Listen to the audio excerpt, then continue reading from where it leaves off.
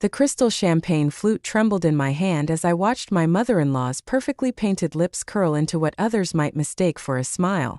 I knew better. 5 years of marriage to her son had taught me to recognize the predatory gleam in her eyes. Everyone, Irene's voice carried across her opulent dining room, I'd like to thank my dear daughter-in-law Eve for her unique contribution to our annual Christmas dinner. She paused, letting her gaze sweep across the faces of Boston's elite. Who would have thought tacos would grace the Parker family table? The silence that followed felt like a noose tightening around my neck. I could feel Sam's hand squeeze my knee under the table, his touch both comforting and restraining. Well, I managed, forcing brightness into my voice. I thought it might be fun to mix things up a bit. After all, traditions have to start somewhere. Irene's laugh could have etched glass. Oh darling, some traditions are better left in their proper place. Like food trucks. My cheeks burned as several guests tittered. The emerald pendant Sam had given me for Christmas felt heavy against my collarbone, matching the weight in my stomach where our unannounced secret grew. Mother, Sam's voice cut through the tension like a blade. Eve's cooking is excellent. And if you'll remember, Dad specifically requested Mexican food tonight. Thomas, sitting at the far end of the table, nodded enthusiastically. Best damn tacos I've had in years. Thomas language, Irene snapped, her composure cracking slightly. She turned to Mrs. Henderson, wife of the city's most prominent judge. You'll have to forgive my husband. He's developed quite pedestrian taste since retirement. I watched 5-year-old Liam, oblivious to the tension, happily stuff another taco into his mouth, salsa dripping onto his Christmas sweater. The sight of my son's joy should have comforted me, but instead it twisted my gut with worry. Would my second child face the same subtle degradation I'd endured? Speaking of taste, Irene continued, swirling her wine, I was just telling Caroline about that charming little marketing firm you work for, Eve. It must be so fulfilling to handle accounts for local businesses. Actually, I set down my glass. We just landed the Richardson Group account. They're national. Sam stood abruptly, his chair scraping against the hardwood floor. That's enough, Mother. Samuel, sit down. You're making a scene. No, you're making a scene. You've been making one all evening. He threw his napkin onto his plate. Eve, Liam, we're leaving. The room fell silent except for Liam's protest about his unfinished taco. I could feel 20 pairs of eyes boring into me as I helped our son out of his chair. Samuel, don't be ridiculous. Irene's voice had taken on a dangerous edge. What will people think? They'll think, Sam said, helping me with my coat, that I'm choosing my wife over your petty games. Merry Christmas, everyone. As we walked toward the door, I heard Irene's voice, softer now, meant for nearby ears but carrying in the silence. Poor Samuel.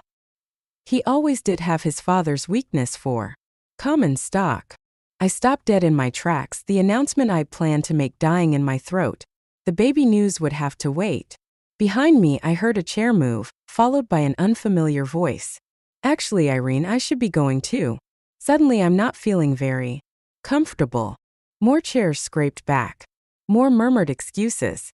I didn't turn to watch Irene's carefully constructed evening crumble, but I could feel it in the air like static before a storm. In the car, Sam's knuckles were white on the steering wheel. I'm sorry, he said. I should have done that years ago. I placed my hand over his. It's okay. But Sam, there's something I need to tell you. He glanced at me, then back at the road. What is it? In the rearview mirror, I could see Liam had already fallen asleep, salsa still staining his sweater. Maybe we should wait until we get home. Some bombs, after all, are better dropped in private.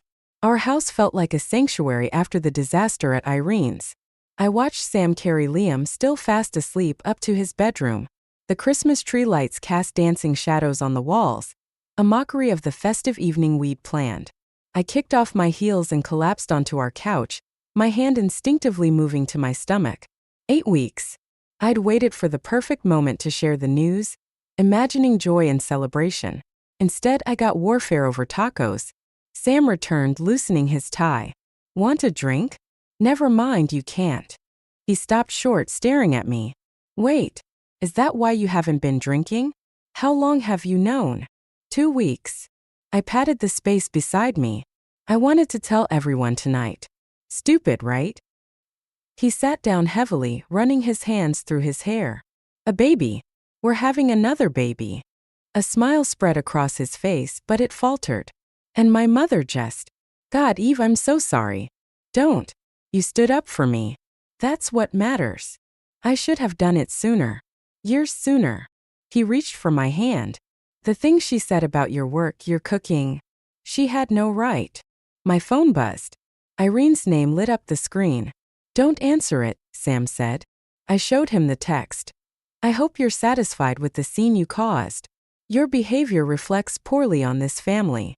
Sam grabbed his own phone, thumbs flying across the screen. I'm telling her to back off. Wait. I caught his arm. Let her think she's won. Let her think we're wounded and retreating. It'll make what comes next hit harder. He looked at me strangely. What comes next? I stood up, pacing the room. The fury I'd suppressed all evening fueled each step. 5 years, Sam. 5 years of snide comments about my background, my career, how I'm raising Liam. And now there's another baby coming. Do you think she'll suddenly become grandmother of the year? Eve. No. I'm done playing nice. I'm done pretending her barbs don't draw blood. Did you see Thomas's face tonight? Even he's tired of her games. Sam's phone chimed. Another message from Irene. Samuel, call me immediately. We need to discuss damage control. Damage control? I laughed bitterly. That's rich, coming from someone who just insulted her son's wife in front of half of Boston's elite. What are you thinking? Sam's voice was quiet, careful. I'm thinking it's time your mother learned about consequences. I met his eyes. Did you know she has a friend named Maggie Collins? Used to have, I should say. Grace mentioned her once. Apparently they had some kind of falling out years ago. The kind that gets whispered about at charity functions. Sam frowned. I remember Maggie. She used to be at every event, then suddenly, nothing. Mother said she moved to Chicago. Except she didn't. She lives 20 minutes away. And according to Grace, she knows things about your mother. Things that would make tonight's social embarrassment look like a paper cut. Eve, this is my mother we're talking about. And I'm talking about protecting our family. Our children. I touched my stomach again. What happens when this one arrives? More subtle digs about bloodlines? More undermining our parenting? Where does it end, Sam? His phone buzzed again. A third message from Irene. Your silence is childish. Think of your position in society. Sam stared at the message for a long moment. When he looked up, something had shifted in his eyes. What exactly did Grace tell you about Maggie? Not much. But she said Maggie would talk to me if I reached out. I sat back down beside him. I'm not suggesting we destroy your mother, Sam. I'm suggesting we show her she's not the only one who knows how to play games. He was quiet for so long I thought he'd refuse. Finally, he said, if we do this, we need to be smart. Careful. We will be. I leaned against him, exhausted but determined. Besides, I learned from the best. Your mother's been teaching me for years.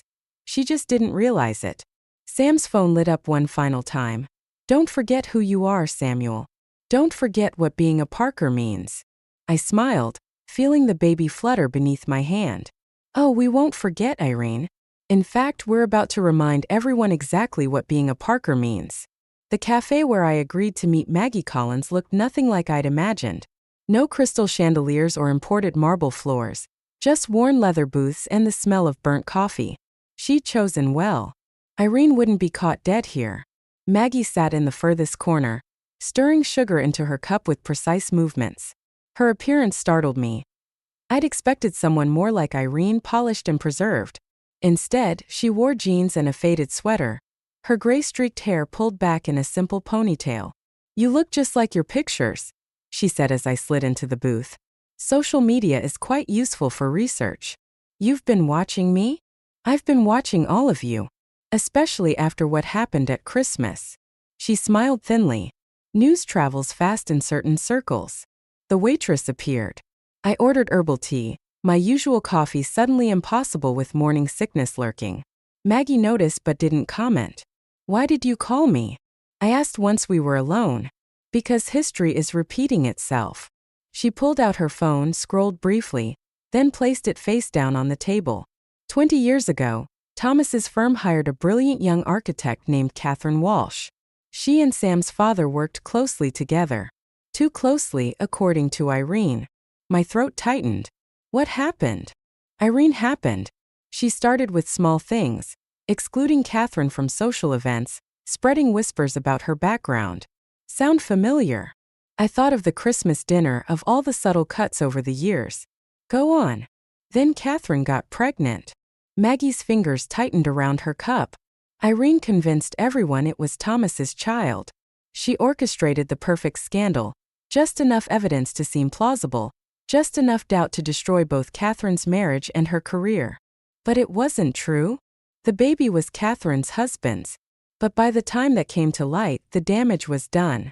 Catherine left Boston, her marriage in shambles. Her husband never recovered from the humiliation. He died 2 years later. My hand instinctively moved to my stomach. Why are you telling me this? Because I helped Irene do it. Maggie's voice cracked.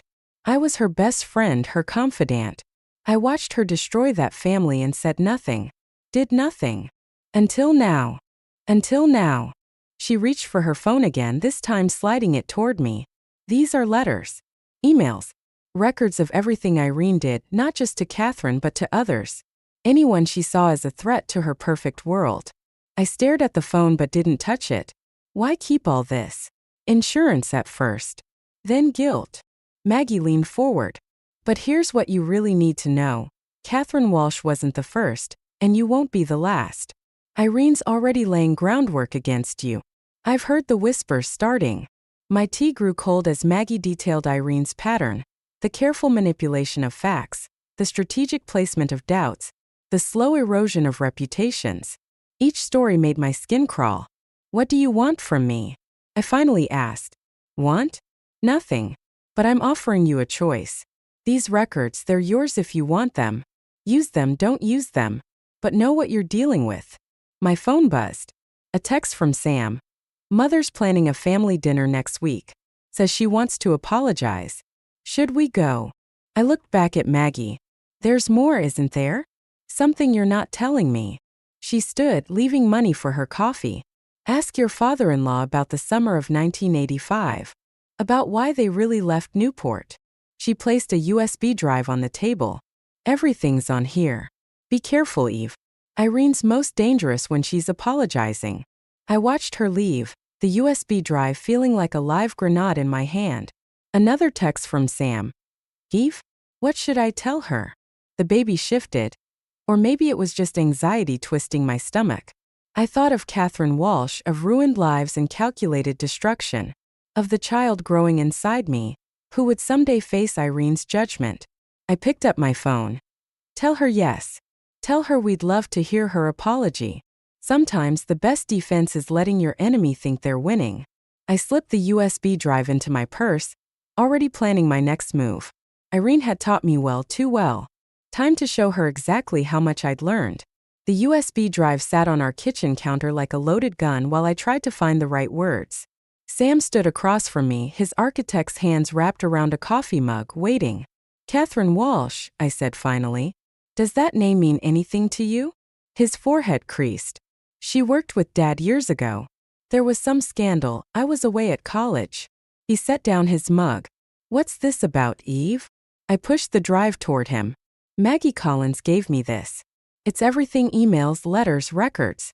Your mother didn't just hurt Catherine. She destroyed her.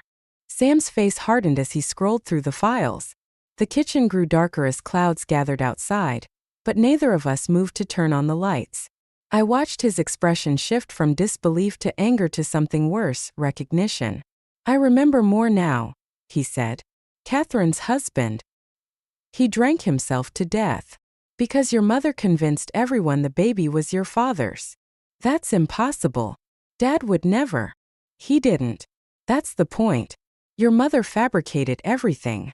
My stomach lurched, morning sickness or stress, I couldn't tell anymore. And now she's doing it again. To me. Sam's phone lit up. Irene's face appeared on the screen. He let it ring. There's more, I said. Maggie mentioned something about Newport, summer of 1985. She said to ask your father. The color drained from Sam's face. We moved that summer. Mother said. She said it was for Dad's work. Sam. He grabbed his keys. We need to talk to my father. Now. The drive to Thomas's office was silent except for the rhythm of windshield wipers against unexpected rain. Sam's knuckles were white on the steering wheel, just like Christmas night. Thomas's secretary tried to stop us, but Sam pushed past her. His father looked up from his desk, reading glasses perched on his nose. Samuel? Eve, what's wrong? Newport, Sam said. 1985. Tell us what really happened. Thomas removed his glasses slowly, deliberately. Closed the door.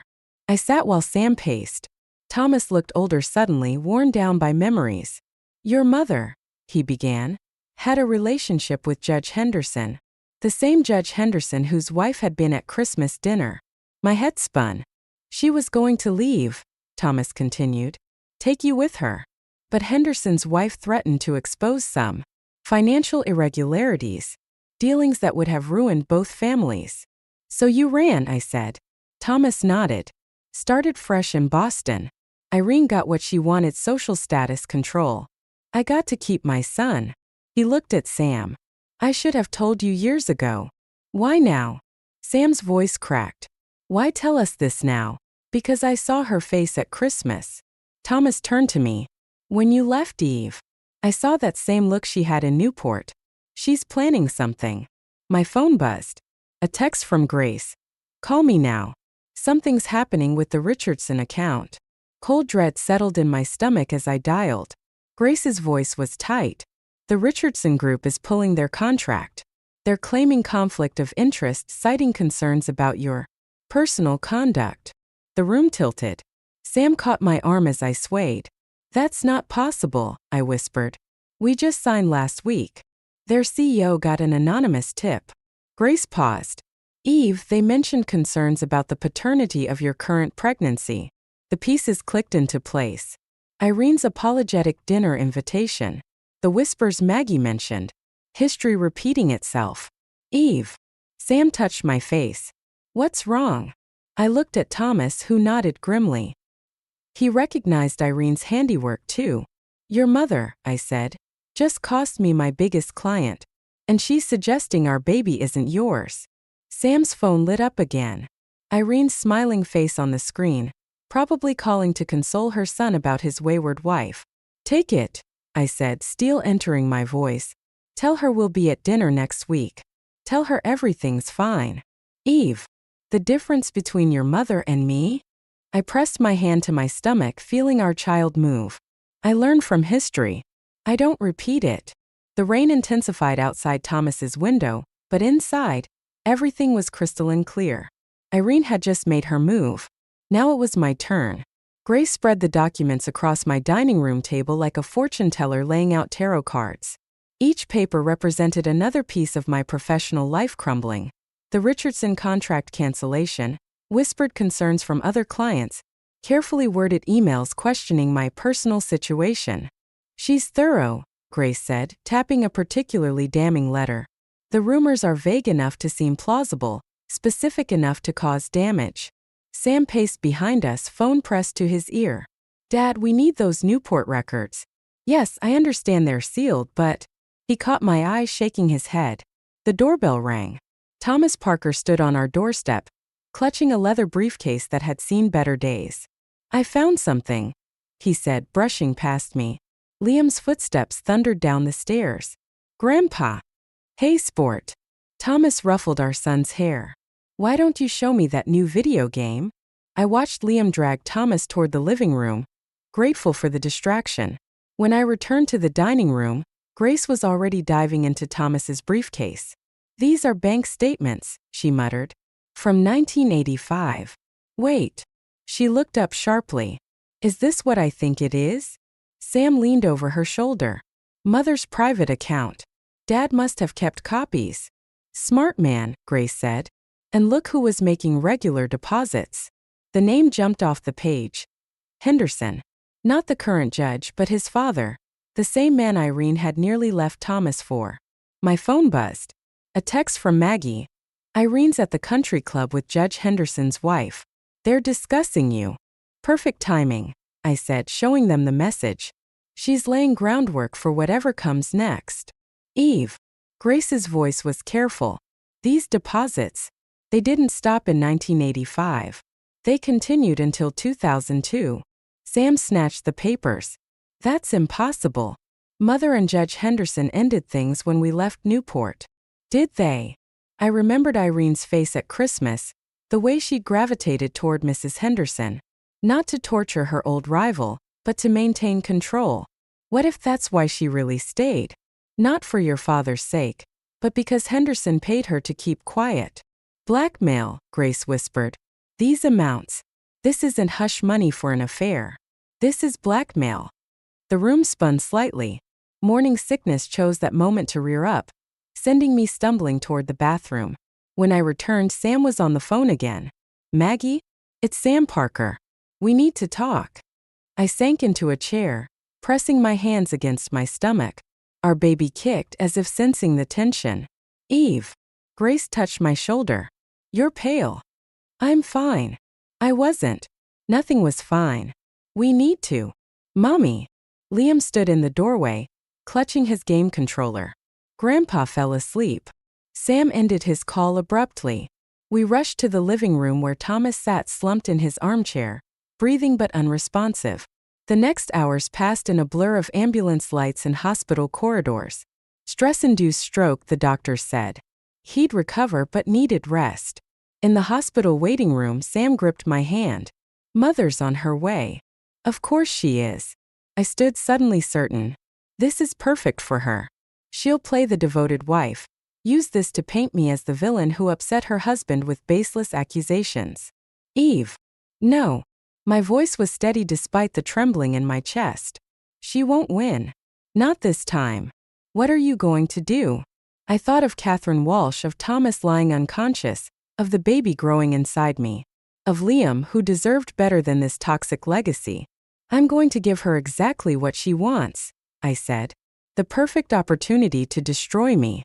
And when she takes it, because she will, I'm going to make sure everyone sees exactly who Irene Parker really is. Sam's phone lit up with Irene's call. This time I answered it myself. Irene? Yes, he's stable. Actually, I'm glad you called. I think it's time we had a proper talk.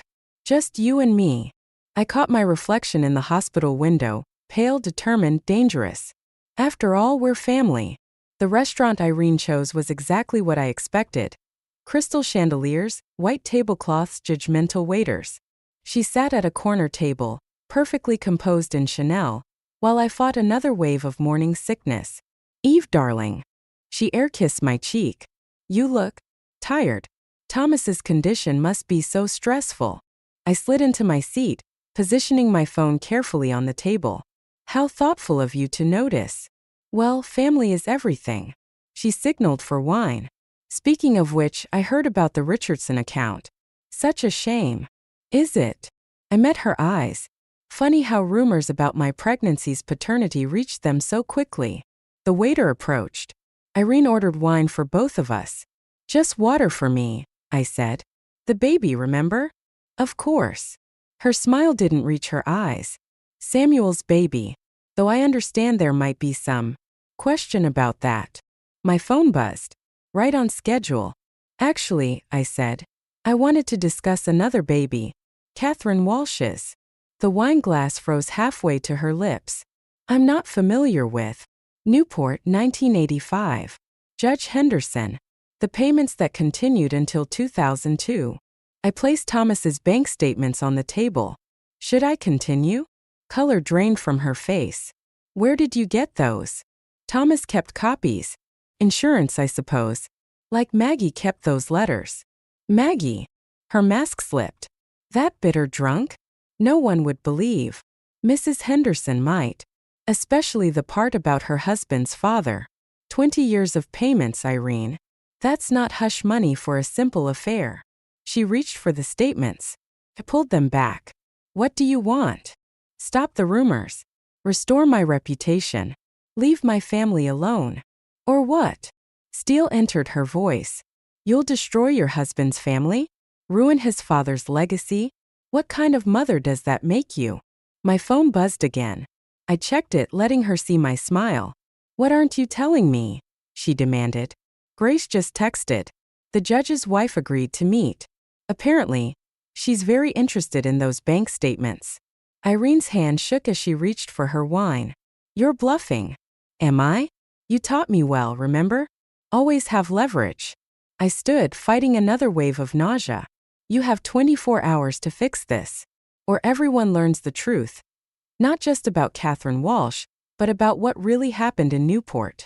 I turned to leave, but her voice stopped me. I made one mistake, Eve. I underestimated you. She smiled and my blood ran cold. I won't make it twice. My phone rang. Sam's number. Eve. His voice was tight with panic. It's Liam. He's missing. The room spun. I gripped the chair. The school called, Sam continued. Someone picked him up early. They said it was his grandmother. I whirled back to Irene, but her seat was empty. On the table lay a note. Now we can discuss terms. Mother knows best. The nausea one. I barely made it to the bathroom. When I emerged, Grace was waiting. Sam called me, she said, steadying me. Police are already looking. We'll find him. My phone chimed with a text from an unknown number. He's safe. For now. Shame about those bank statements. Accidents happen when children play near water. Remember Newport. The pieces clicked together. Thomas's stroke, the timing of it all. This wasn't just about me anymore. Eve. Grace touched my arm. What do you want to do? I thought of Catherine Walsh's husband, dead from Irene's machinations. Of Thomas in his hospital bed. Of my unborn child and now Liam. Call Maggie, I said. Tell her to release everything. All of it. But Liam. Irene won't hurt him. She needs him as leverage. My hand stopped shaking as clarity hit. But she forgot something important. What's that? I'm not Catherine Walsh. I'm not Thomas. And I'm sure as hell not the scared society wife she thinks I am. I pulled out my phone. I'm the woman who has nothing left to lose. Sometimes, to save your children, you have to be willing to burn everything to the ground, including yourself. I dialed Judge Henderson's number. Judge Henderson's study smelled of leather and power. He sat behind his mahogany desk while his wife perched on a leather armchair, both staring at the documents spread before them. These payments, Mrs. Henderson's voice trembled. All these years. The door opened. Irene swept in, Liam's small hand clutched in hers. My son's eyes were red-rimmed but defiant. Mommy. He tried to run to me, but Irene's grip tightened. Not yet, darling. She surveyed the room, faltering only slightly at the sight of the Hendersons. This is a rather unexpected gathering. Let him go, Mother. Sam stepped from the shadows, and I saw Irene flinch at the ice in his voice. Samuel, you don't understand. I'm protecting our family. By kidnapping my son? My voice stayed steady despite the rage burning in my chest. By destroying Catherine Walsh? By blackmailing the Hendersons for 20 years. Everything I did was for this family's standing. Her chin lifted. Judge Henderson understands. Don't you, Robert? The judge wouldn't meet her eyes. His wife stood, shoulders straight. Actually, Irene, Robert was just explaining how you threatened to expose his father's illegal property dealings unless he paid you. How you orchestrated Catherine Walsh's destruction because she discovered the truth. Lies. But Irene's perfect mask cracked. You have no proof. Thomas kept everything. I nodded to Grace, who stepped forward with another file. Every transaction, every letter, every threat. He knew someday someone would need to stop you. Thomas. Real fear flickered across her face. He would never. He woke up an hour ago. Sam's voice was quiet. He signed a statement about Newport. About what really happened the night Catherine's husband died. Irene's grip on Liam loosened. He broke free, running into Sam's arms. You're finished, Irene. Mrs. Henderson's voice shook with decades of suppressed rage. The police are waiting outside. Robert has already agreed to testify. No. Irene's laugh held an edge of hysteria. You wouldn't dare. Think of the scandal, the shame. Like the shame you brought to Catherine Walsh? Maggie stepped into the room. Or to Thomas. To your own son. You. Irene's eyes narrowed. You betrayed me. No, Irene. You betrayed yourself. I moved closer, feeling my unborn child shift. You thought power meant control. But real power? It's knowing when to let go. She reached for her phone. One call and your reputation is already restored. Grace held up her tablet. The Richardson Group just released a statement apologizing for their hasty judgment, citing malicious interference in their decision-making process. Irene's phone slipped from her fingers. For the first time I saw her age, saw the fear beneath the perfect facade. Samuel, she whispered. You can't let them do this. I'm your mother. Sam held Liam tighter. You stopped being my mother the moment you threatened my son. Police sirens wailed outside. Irene straightened her spine, smoothed her designer dress. Well played, Eve. Her smile was almost admiring. But remember, you learned everything from me. No. I touched my stomach, feeling stronger than I had in months. I learned from watching you destroy people. The difference is I chose to be better. As the police led her away, she turned back once. It was all for you, Samuel. Everything I did was for yourself. Sam's voice was final. Goodbye, Mother. In the aftermath, Mrs. Henderson gripped my hand. Thank you. After all these years. Don't thank me. I watched Liam nestle against Sam's shoulder, safe and whole. Some debts need to be paid. Outside, reporters gathered, drawn by the spectacle of Irene Parker's arrest. But their cameras caught something else too. A family walking away whole, a woman who chose justice over revenge, and the end of a legacy built on lies. Grace touched my arm. You okay? I looked at Sam, at Liam, at the future growing inside me. You know what? For the first time in years, I really am. Sometimes the greatest victory isn't in destroying your enemy, but in refusing to become them. Spring sunlight filtered through the hospital windows as I watched Thomas hold his granddaughter for the first time. His hands, still slightly weak from the stroke, trembled as he cradled her. She has your spirit, he said, touching her tiny fist. Look how she fights the swaddle. Sam laughed from his perch on the windowsill. Just like her mother. The door opened and Liam burst in, followed by Grace carrying a truly ridiculous balloon arrangement. Is she awake? Liam whispered loudly, climbing onto the bed beside me. Can I hold her? Careful. Sam guided our son's arms into position. Support her head, just like we practiced. I watched my family crowd around the baby, their faces soft with wonder. The newspaper on my bedside table caught my eye. Irene's sentencing had made the front page. 3 years for kidnapping, plus additional charges for blackmail and conspiracy. The society pages were already buzzing about her fall from grace. Mrs. Henderson called, Grace said quietly, settling into the visitor's chair. She wanted to thank you again. Catherine Walsh's family too. How are they? Healing. Like all of us. She squeezed my hand. The Richardson Group wants to meet next week. They're practically begging for you to take them back. Let them wait. I watched Liam plant a gentle kiss on his sister's forehead. Some things are more important than business. The baby started fussing. Thomas handed her back to me, his eyes misty. You know, he said. Irene sent a letter from prison. Wanted to see the baby. The room stilled. Sam straightened, protective instinct flaring. What did you tell her? I asked. Nothing yet. Thomas smiled sadly. It's not my decision to make. I looked down at my daughter, so new and untouched by the darkness we'd fought through. Part of me wanted to shield her completely, to build walls so high no harm could ever reach her.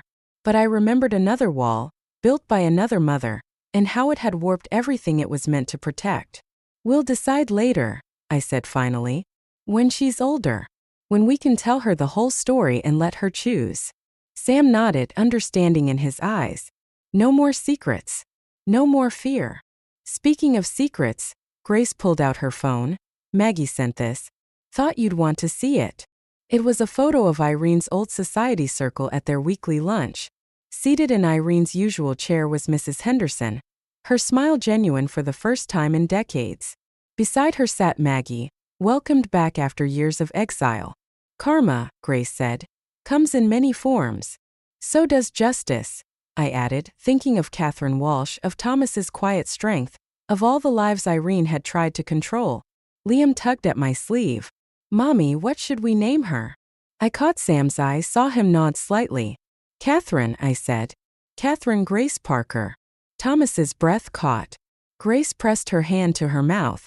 The baby opened her eyes then, staring up at me with a gaze that seemed too wise for her few hours of life. In that moment, I understood something about power and revenge that Irene never had. True strength isn't in controlling others, but in giving them the freedom to choose their own path. Welcome to the family, Catherine, I whispered. The real one. Outside, Boston's spring breeze carried away the last remnants of winter. Soon, the society pages would find new scandals, new dramas to dissect. But here in this quiet room, we had already found what mattered: truth, healing, and the courage to break cycles of pain. The baby gripped my finger, her hold surprisingly strong. Like she knew she was safe, knew she was loved, knew she would grow up in a home where strength meant something different than it had before. Sometimes the greatest revenge isn't in destroying what hurt you, but in building something better from the ashes. Catherine yawned and we all laughed, the sound bright and real and free.